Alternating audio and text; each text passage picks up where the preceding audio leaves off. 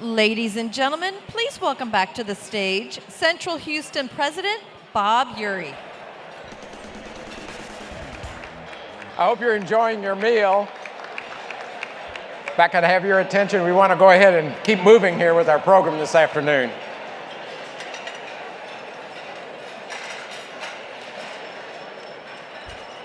Thank you. I'd like to begin our program by introducing some of our special guests with us today. Our downtown progress wouldn't be possible over these many years without just incredible vision, leadership, and collaboration and commitment to excellence from so many community leaders and many in this room. We have a number of elected officials with us this afternoon, and what I'd like to do is let me introduce them all and then let you give a really big round of applause after I've done it. Let me start with the county level. In addition to Judge Emmett, County Attorney Vince Ryan is with us. And then at the city, just hold it here if you would. From the city of Houston, we have District Council members Jerry Davis, Ellen Cohen, who also serves as Mayor Pro Tem, Dwight Boykins, Carlos Cisneros, who shares downtown with Robert Gallegos, who's also here, Mike Lassiter, Larry Green, and then we have at-large members of council, David Robinson and Jack Christie. And then we have one of the trustees from the A-Leaf ISD Board of Trustees, Tiffany Thomas. So we've covered them all here, and please now give them all a really good thanks at this point.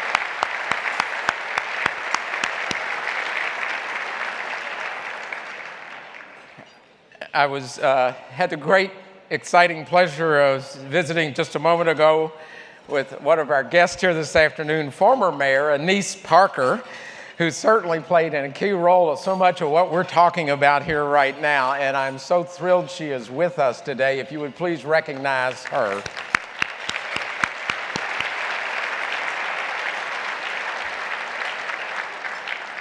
Let me also recognize some appointed officials because of the importance of Metro to us. Karen Patman, the chair of the Board of Metro that I really appreciate working with right now, and Jim Robinson and Troy Taylor, board members, are also here, so if you'll recognize them.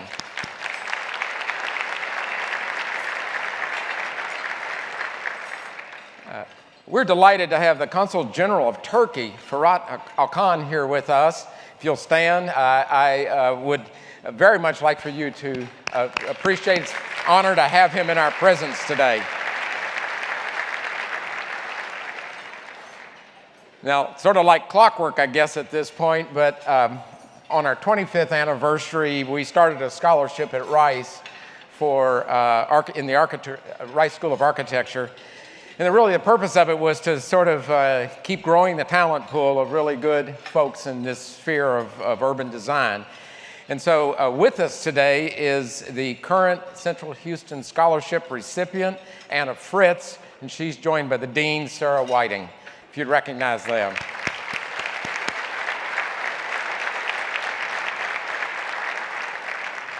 Now, you know, you can sort of, this is a way for you to clap for yourself, okay? But I really want to recognize you, the members, okay? You're listed in the back of the program there.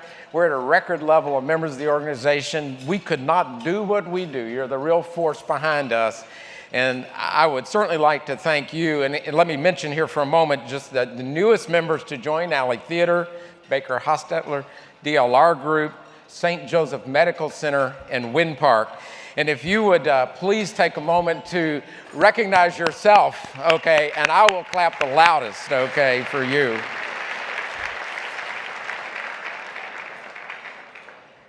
Our chair will recognize Central Houston's board in just a few moments.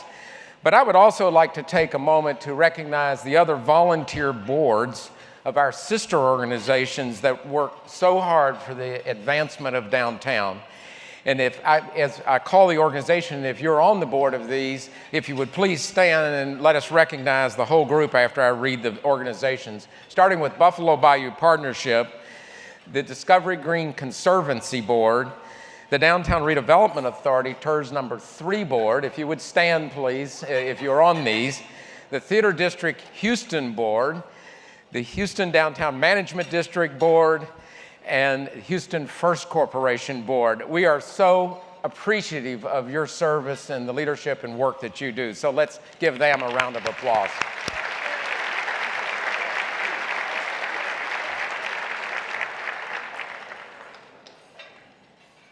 We're also very pleased to thank our underwriters for this meeting. You have made it a real success, and a complete list of underwriters you've got it in your program, but it's been running on the screen as well. But I would like to take just a moment to recognize the gold underwriters, or gold sponsors that are up on the screen right now. So thank you to all of you to help with this. But let me also thank everyone in attendance today. We've actually set a record today for this meeting. And so we're very thrilled about that, and I'm going to thank you, okay, for being here. I'd like to take a moment of personal privilege to recognize the incredible staff of Central Houston, the Downtown District, and the Redevelopment Authority that we're together, but also our sister organizations I mentioned a minute ago. And if you as staff would please let us recognize you, we would like to do so. You work so hard and so passionate about what you do.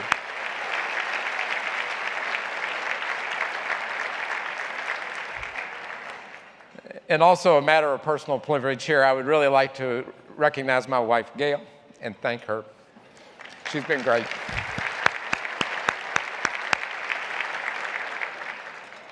We are so fortunate to have such strong city leadership here.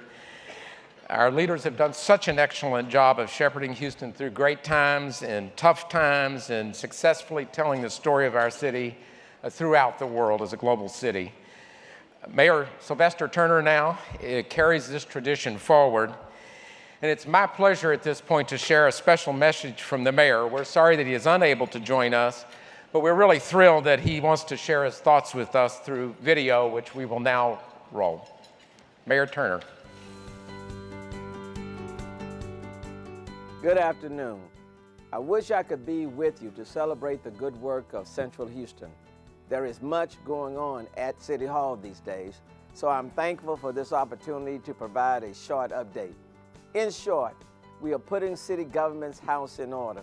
We are filling potholes faster, developing a long-range financial plan, addressing crime, gangs, cush, and panhandling, and creating sustainable and affordable employee pension plans. On the pension front, we have seen a positive response to our plan from various organizations, including municipal credit rating agencies and Rice University's Kinder Institute for Urban Studies. There is a renewal of the can-do attitude and cooperative spirit that has served our city well since its founding. Instead of continuing to fight as they have in the past, a broad spectrum of Houstonians are now putting aside their differences and working together to dig us out of a nearly $8 billion financial hole. The pension plan we will present to the legislature for approval provides both immediate and long-term benefits and takes the pension issue off the table for good. It achieves fully funded, secure, sustainable, and affordable retirement plans that our employees can rely on, and you, the taxpayers, will find affordable, and we can do it without increasing the city's budget or needing to raise taxes. We are closer than ever before. We will solve this. Another area of concern is crime. I have authorized an extra $2 million for police overtime, an additional cadet class, the shifting of 175 officers from desk jobs to the streets, the hiring of more park rangers, and a crackdown on gangs and cush. At the same time, we are utilizing new programs like My Brother's Keeper, Turn Around Houston, and Hire Houston Youth to address the dissatisfaction and unemployment that can lead to crime. Yet to come is a plan for addressing what seems to be a growing number of panhandlers. In the meantime, I ask you not to give when approached by a panhandler, and instead, make your donation to an organization that will provide direct help. I understand it is difficult to turn away, but it is counterproductive to our efforts. Finally, I have to express my concern about the city's property tax revenue cap. Over the last 3 years, revenue cap has cost the city of Houston nearly $220 million. Those are dollars that could have been invested in better streets and drainage, more police, or more park improvements. That's why, once our pension situation is resolved, I intend to ask Houston voters to revisit the rev cap. No other city in Texas has this, and it is hurting us. My goal is a stronger, stable city government that is able to respond efficiently and effectively to demands of a population that is growing by leaps and bounds. We have made great strides in a short 9 months, but we are just getting started. Keep watching.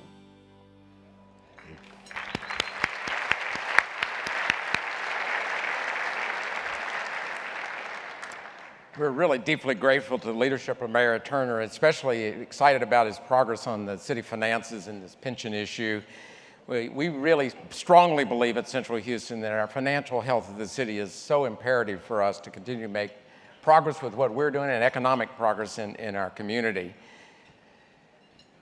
It is now my pleasure to introduce the new chair of Central Houston, who took over at the beginning of this year, Ann Taylor, who is the vice chair and managing partner of Deloitte Houston. She's serving as the chair of our board, but she also serves on a number of other boards in the city as well. But she oversees an office of 2,000 very highly qualified professionals here in downtown. She joined Deloitte in 1987 and has held a number of leadership positions within the company, the U.S. Chief Strategy Officer, global leader of e-business, the national managing partner of solutions. She was the first woman to serve on Deloitte's U.S. Executive Committee. In addition to her roles at Deloitte and here with us, because we occupy a good bit of her time, okay, she's also on the board of the YMCA, the United Way of Texas Gulf Coast, Greater Houston Partnership, and serves on the council of the Board of Overseers for the Jones School at Rice University. When I first met Ann, I used technical jargon as we were talking about downtown and our interests and concerns, and we were talking about commuting. And when I did it, I was like, oh my goodness, she's going to think I'm a real geek, which I probably am, but anyway. And so I started to explain it, and she quickly just said, no, that's okay, Bob. I know what you're talking about, okay? And little did I really focus on the fact that she has transportation engineering degrees from Utah and Princeton, okay? And she is one of our kind with this. And she says that she learned accounting terms once she started working for Deloitte, okay? But anyway, Ann, we are so thankful to have you lead our organization and to have you with us today. And please join us up here because she's going to conduct the business of our annual meeting and then share with you a report on the progress for downtown and the Central City. So Ann, if you will join me. Thank you. Thank you.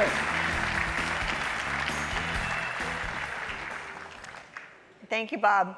I am a geek, but I now have walk-up music too, so I like that. Can't wait to tell my kids. Thanks to everyone for joining us today. And in particular, I also want to thank the membership for their ongoing support of the core of our city.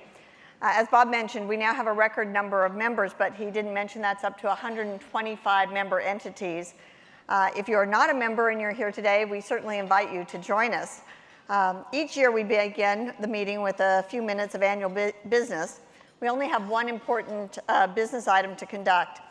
In anticipation of this meeting, our Central Houston members actually elect our directors by proxy. A list of the board members is included in the materials at your table. If you look at those names, those that are marked with an asterisk are our newly elected members or re-elected members.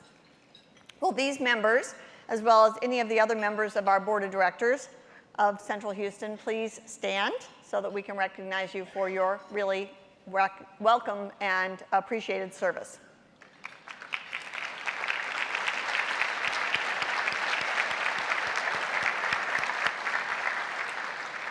Thank you very much. We appreciate your service to our city. The goal of Central Houston is to foster a thriving hub of commerce, culture, and living. Progress towards that vision is clearly visible everywhere as you look around the city. In fact, a total of 9 projects valued at more than $550 million have been completed this year, and 20 projects valued at over $2 billion are under construction. Central Houston has 4 strategic priorities which guide us as we create this thriving hub of commerce, culture, and living for the city. The first priority is enhancing urban place. As the Super Bowl approaches, downtown's convention and shopping districts will be ready to welcome visitors from around the world. And we look forward to a lot of new things. First, the George R. Brown Convention Center and the exciting plaza on Avenidas de las Americanas. Well, I can never get that right. My bilingual daughter would be so embarrassed, but I always try. We will have 4 more hotels with over 1,600 additional rooms. These new hotels bring the downtown count to 24 properties. That's a big change in the last few years with nearly 7,800 rooms. There are also significant improvements to the streetscapes by Houston First, the Downtown Redevelopment Authority, and the Downtown District. These improvements include street-level retail, comfortable pedestrian plazas, improved lighting, and new wayfinding signs. It's also important to note that the Downtown District Service Plan is providing even more intensive resources on the beautification, cleaning, and safety of our neighborhood. In particular, I appreciate the mayor's focus on crime, controlling cush, and deterring panhandling, which he mentioned in his speech today. We've also made significant progress, though, on addressing homelessness through Houston's The Way Home. It's been an unprecedented collaboration. Let me tell you just a little bit about that. Today, more than 70 housing and service providers are effectively working together to address the needs of the homeless. The idea is really very simple. No veteran should have to be homeless. And so far, the program has created housing capacity and services for 4,700 veterans in Houston.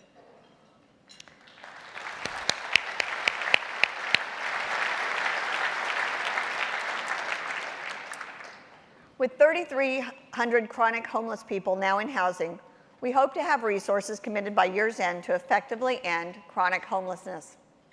We're working to raise $15 million, and we're well on the way. This money will provide the required equity to attain our target of 2,500 permanent housing units for those chronic homeless. Over 1,400 people who are temporarily homeless families have been rehoused. And we can be very proud that Houston's The Way Home is now the national model for housing the homeless.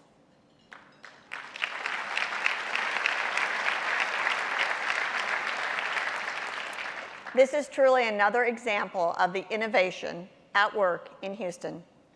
The Downtown Living Initiative, turning a page here, is really becoming a reality as well. Today, there are 5 completed projects totaling over 1,400 new residential units, and 8 more residential buildings are under construction. That'll total almost 2,300 units.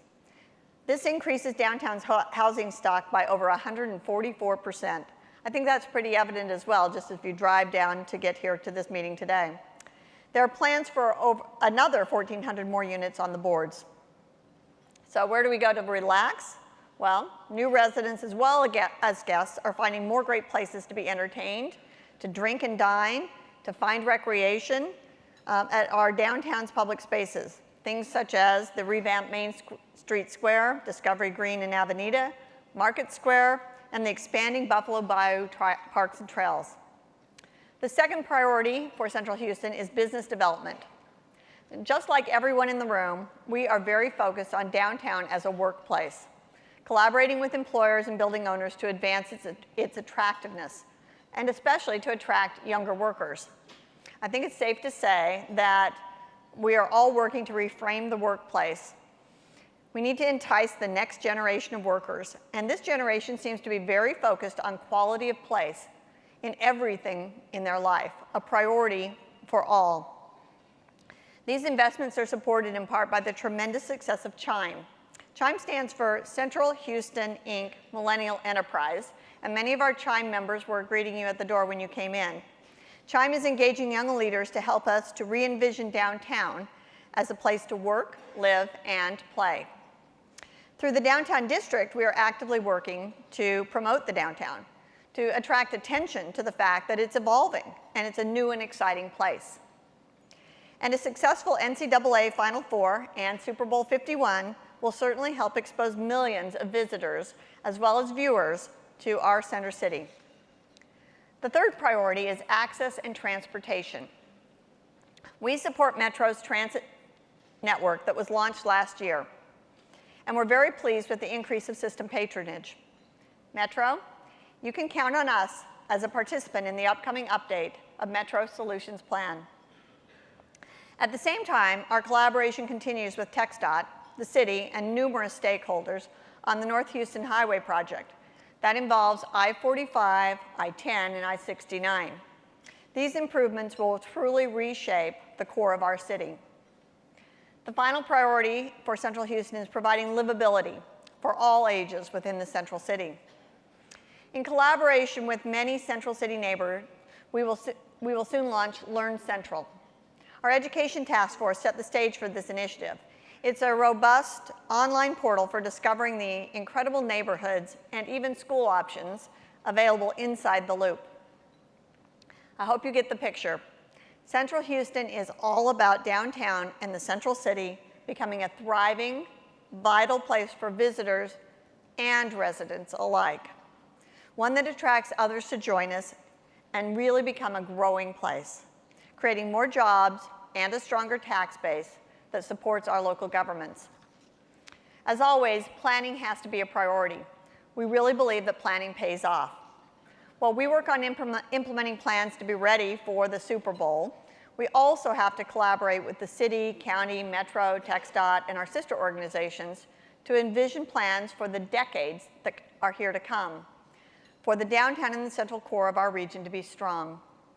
This long-term planning comes at an opportune time as we embrace technological, social, economic, and true demographic change to propel us into continued development of the core as the heart of a growing global city.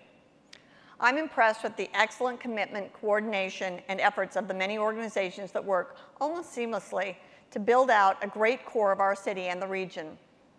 This core has enormous value as a key ingredient in a thriving region. We've made amazing progress towards the goal of being a top global city. But we all know that bar is very high and the competition is very stiff. For Houston to compete as a top global city in the decades ahead, we must really redouble our efforts. We must ensure that we build a core that is a thriving hub of commerce, culture, and living. There's even more exciting times to come. I'm sure we're up to it. Thank you.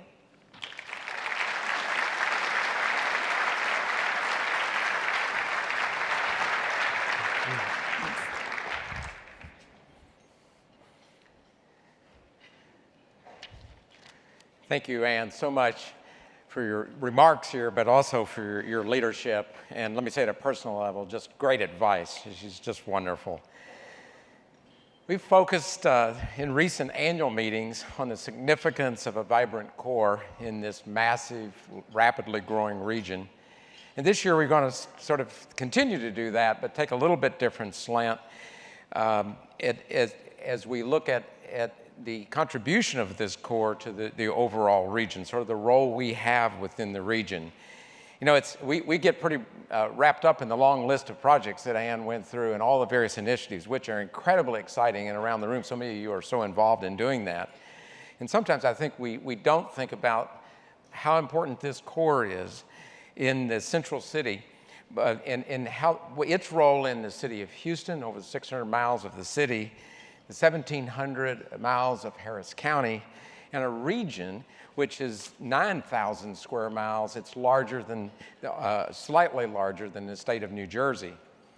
So this year, as we were looking at a speaker, the person that I really wanted to do this was Paul Levy, who I think will really share a very fascinating look from his perspective. Now, Paul is the founding president and chief executive officer of the Center City, Philadelphia.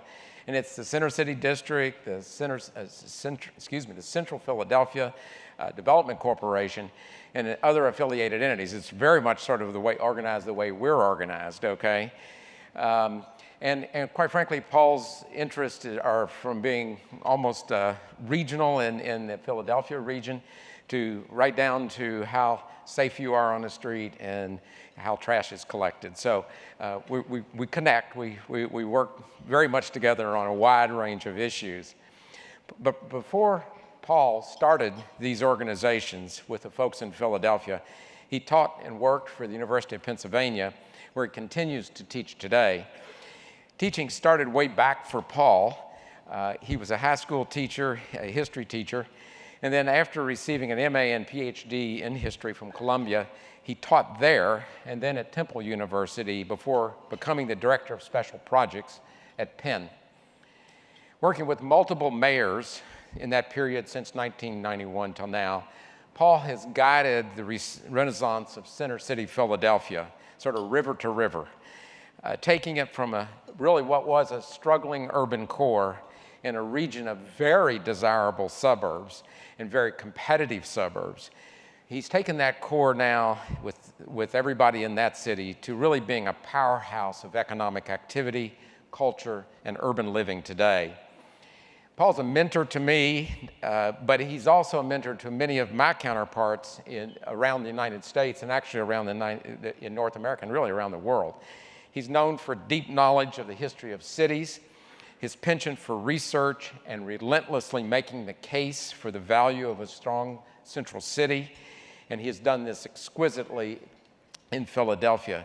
He's respected as a thought leader in the field of downtown and central city redevelopment. So please help me welcome my friend, Paul Levy. Can I leave that there? You can take it.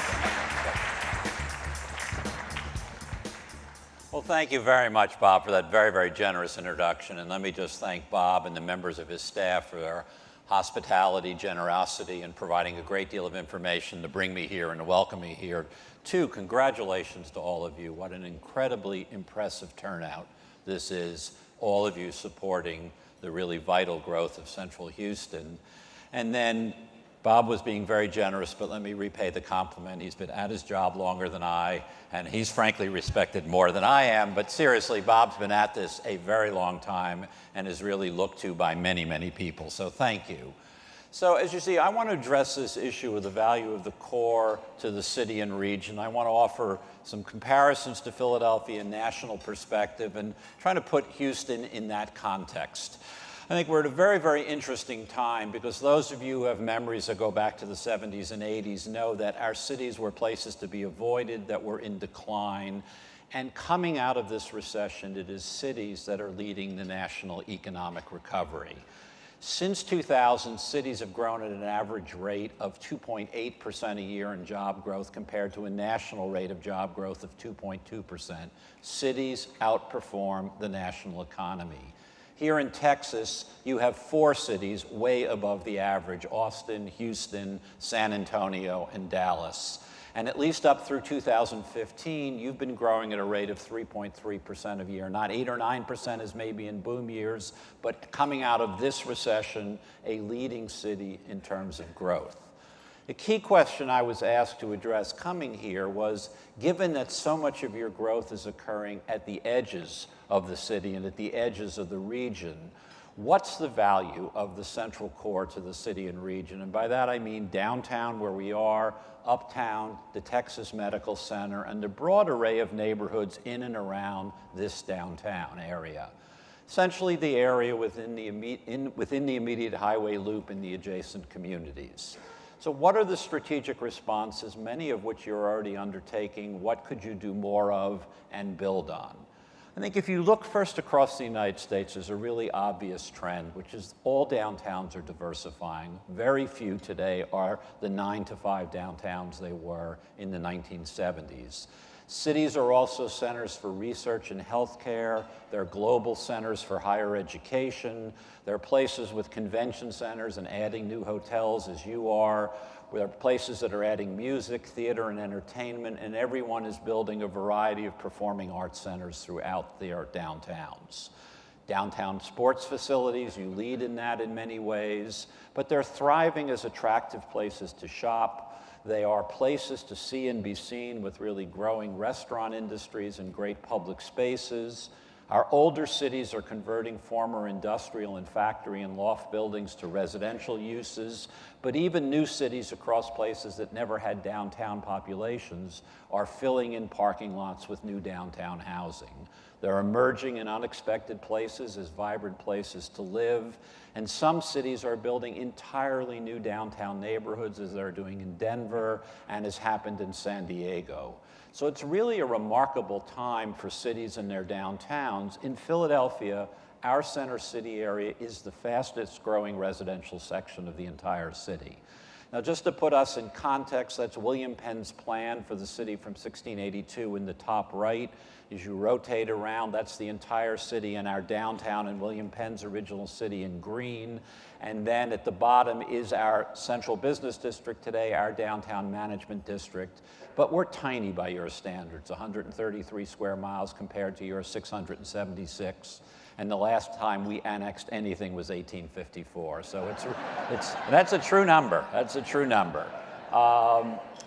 But downtown today holds 42% of all jobs in the city, and University City, which is our equivalent of your Texas Medical Center, University of Pennsylvania, Drexel University, our Science Center, the Children's Hospital, that holds another 11%. So we have this very dense cluster of jobs right next to each other. Now, we inherit from the 19th and early 20th century a hub and spokes transit system that we are reinvesting in and building for the 21st century, but that gives us a position where 50% of all city residents can commute downtown in 30 minutes or less, and 25% of people who live outside the downtown work downtown. It's the largest employment center for people across the city. Now, this is a point I want to come back to with Houston. We have a very strong concentration of high-skilled jobs, but a third of our jobs are accessible to people who have no more than a high school diploma, another third people who have no more than an associate degree. It's a point I want to come back to. In our city, the areas of highest poverty have some of the best transit connectivity. So as we grow jobs, it's not simply jobs for the downtown, it's for jobs for people who have not been included in growth in the past. But at the same time, our downtown population has grown by 17% since 2000. We are up to 185,000 people in the core and the immediately adjacent neighborhoods. We've added 2,000 units of housing into the downtown just since 2000. And like you are doing here, but since we started a special incentive in the late 90s, we've converted 175 B and C office buildings to residential uses, warehouses, repopulating streets that had no one living on them before. 42% of our downtown residents work downtown, another 12% commute across our narrow river to University City for their jobs. And this is positively un-American. 61% of our downtown residents get to work without a car. 39% in the core. I count myself as one of those walk to work each day. It's a totally new form of living in cities that really goes back to an old form of the 18th and early 19th century. Now, I learned a few years ago why I felt so damn middle-aged walking around our downtown, right? 40% of our downtown population is aged 20 to 34, and that's a trend in most of our cities. I get solace from that large cohort of empty nesters who look more like me in the downtown, but downtowns are getting younger, they're getting more energetic. What's remarkable, too, is we've had 30,000 children born to Center City parents since 2000. And what's really even more remarkable is that many of them are choosing and improving our public schools. We're still losing about 40% to the suburbs, but we are now retaining 60% of downtown parents as their kids reach school age. 78% are attending our public schools. As a downtown management district, we focused on building downtown parks as an amenity for office workers, as an amenity for residents and tourists, but mostly more recently for families with children. When we carried out a $60 million renovation of Dilworth Park, which is just on the west side of our city hall, which is a historic landmark right in the middle of the downtown, we had no idea when we opened that in 2014 that what we were recreating was a citywide transit-oriented water park. We have families from across the city coming in by subway, 50, 60, 70 kids at a time in this large fountain. A huge new management challenge, but an exciting problem to have. Children playing right around City Hall, making too much noise for them to work, by the way. But it's been a really remarkable transformation. But most importantly, we've attracted the highest concentration of educated workers in the region. 58% of downtown residents have at least a bachelor's degree. Another 30% have advanced degrees beyond that.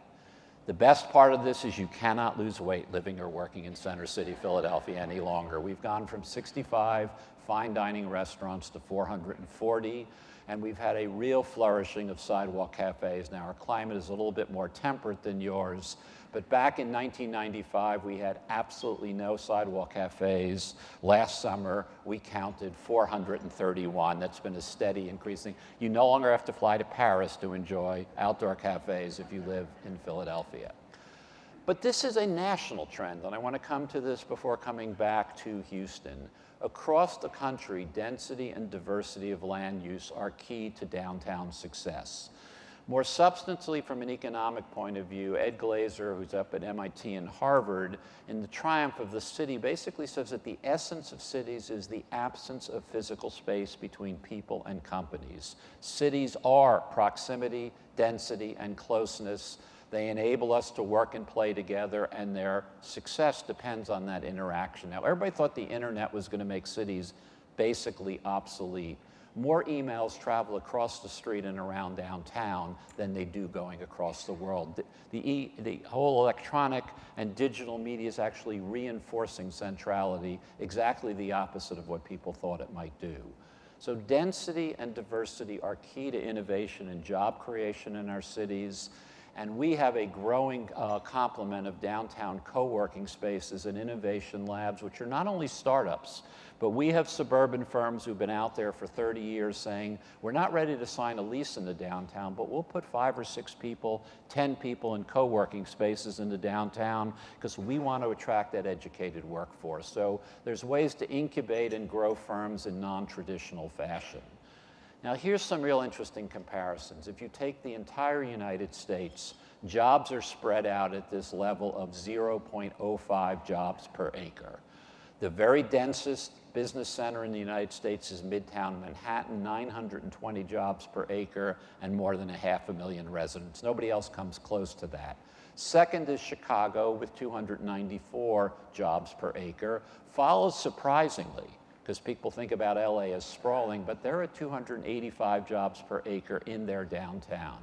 We are close behind at 203 jobs per acre, but just to give you a comparison of a small city, downtown Des Moines is at 42 jobs per acre. Well, right here in the downtown, you've got 133 jobs per acre and growing and densifying.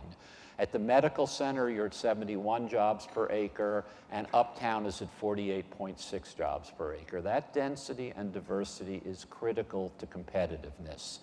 Density is what creates the thick labor markets that appeal to employees. If they don't like job A, they can move to job B within a dense, compact environment. And especially as we've heard from many people, the millennial generation, a significant portion of which really values live-work environments, attracting those people and keeping them within the city is key to future competitiveness. The balance of Houston, you're at 2.9 jobs per acre, so very broadly spread out jobs and then a set of highly concentrated jobs. It's no surprise from that recent Kinder survey that as the economy's improved, traffic congestion is your top concern in this city and region. Central Houston holds just 13% of the residential population of the city, but we calculate you've got 35% of all jobs within that area. 618,000 jobs and 20% of the jobs in the region. And there is no other place in this region with such a clustered density of employment. More than 500,000 people from Houston are commuting daily into central Houston. That's where your traffic congestion is coming from. And if you put those 3 employment areas together, obviously the medical center very much tilts towards education and healthcare, but you have a very balanced and diversified economy, which is a very healthy sign in terms of future growth. And coming back to the same numbers I showed you for Philadelphia, you have a higher share of high-skilled jobs in the city and region at 32% compared to the city at 27%, but you also have a third of your jobs in the downtown and in the central area available to workers with no more than a high school diploma. So being at the center of the region's transportation network, I think, makes your jobs extremely accessible to all types of people. Just to give you some specific numbers here, the medical center, 28.5% of its jobs, the downtown, 32%, uptown, 35.6% are available to people with no more than a high school diploma. Your public transit system makes this huge concentration accessible to lower income workers, and your planning commission has mapped the adjacency of poverty areas to the downtown and the potential for greater connectivity. But at the same time, as I said, looking at high-skilled jobs, 38% in the medical center, 35% in the downtown, and 33% here in uptown require at least a college degree or higher. And what's most important about those, another book I highly recommend, Enrico Moretti's The New Geography of Jobs, basically makes the case it's the high-skilled jobs that are the drivers of the new economy. And those places and those cities that are pulling ahead are dense with innovation jobs. And those innovation jobs create more spin-off, lower skilled and mid-level skilled jobs than traditional professional services. So we know that we live in a fast-moving and rapidly changing time where new industries are replacing old industries very, very quickly. Last August, The Economist had this sobering chart. If you can't read it, I'll just tell you what it says, that no less than 10 years ago, half the world's largest companies were in the energy business. Now, only 1 is in the energy business and half are in information technology. It's a very rapid change in a 10-year period of time. Now, clearly, you have a strong and growing economy, and consider the person speaking to you is coming from a city that is growing at 1/3 the rate of you are, so you can discount everything I said by 2/3. You have a very, very vibrant economy. But my point is to think about how, obviously, petroleum and energy is really big, but how can you be an innovation center in new industries and other industries, or build off of the energy economy so you can help generate the next economy here? So very quickly, your priorities, looking ahead, a couple of recommendations. What's next for Central Houston? Clearly, you've had, and Bob's leadership has really been inspiring to many of us, focusing on the transportation investments that you're doing in partnership with your transit agencies to reinforce the core, to continue to build on the diversification of land use within the downtown, clearly to continue to improve the public realm within the downtown, and to continue to facilitate, as many of you have talked about, downtown living as a major opportunity. This role of placemaking, I think, is key to all of our cities, places too, as you've done for families with children. But the demand for walkable urbanism is growing across the United States, as is the demand for shared workspace, co-working space, dedicated desks that can be rented on a very short-term basis, places other than Class A office space in which you can incubate new jobs. Again, going back to the recent Rice-Kinder survey, it's suggesting that there is a growing wish and preference in the Houston region for walkable urbanism and more transit-oriented places. So in this photograph, I would suggest your future lies less in the foreground, a focus on highways, and more in the growing density in the background in this photograph. According to your planning department, that trend is well underway. That's mapping all the single-family housing happening at the edges. But here is the cluster of multifamily housing that's happening at the center that's aimed at a younger group, an interested group that's more interested in urban living itself. The more commuters choose to live in the downtown, the less congestion there will be. If you want to feel virtuous about living downtown, say you're doing it as your regional contribution to improved air quality. But clearly, if you think about that, that is one of the major portions of congestion in this region. So to wrap up, you have a very critical mass of both high-skilled and entry-level jobs. You are building an amenity-rich live-work setting that appeals to many high-skilled and innovation workers. You're linking them together with great civic spaces. At the same time, downtown is accessible to workers who cannot afford a car. So you should continue, I think, to enhance the pedestrian and transit and bike connections to the adjacent, immediately adjacent neighborhoods. Bob took me on a great tour of all of these, a remarkable variety of housing stock. So here's a metaphor. Think of 3 mixed-use institutional and business districts, solar systems that are exercising a great deal of pull on surrounding residential neighborhoods. So to push that metaphor, think of Central Houston as a trinary solar system with residential neighborhoods that need to be connected together better. Building a downtown that's accessible to lower income workers and attracting high skilled residents are not mutually exclusive goals, they go together. Your 3 areas can really coordinate and cooperate together, making Central Houston really a center for innovation and opportunity and a prime driver of this region's economy. Thank you very much for the opportunity to be here. Thank you so much. That's terrific. Thank you, Paul. I think you now see why I've always enjoyed working with Paul and being with Paul and associated with him over time. Just an amazing amount of information and I think really tremendous guidance to us here. And so thank you for coming in. I would like to thank our chair for her participation and your leadership. And I want to thank again our excellent boards and supportive members and the incredibly able and hardworking staff of the organizations that really make downtown go. If you're interested in learning more about Central Houston, you can find us at centralhouston.org. But finally, I want to thank all of you for your leadership and support in advancing this great city and our central city as part of a really thriving and growing region. You know, we have some busy weeks ahead of us as we finish the preparations for Super Bowl 51. Yes, let me remind you, there's only 115 days left, okay? And then we have to get to work on envisioning and achieving the next chapter of Houston's downtown and central city and really building this region as a great global competitor. So I want to thank all of you again for being with us. We hope you enjoy this program and have a good afternoon.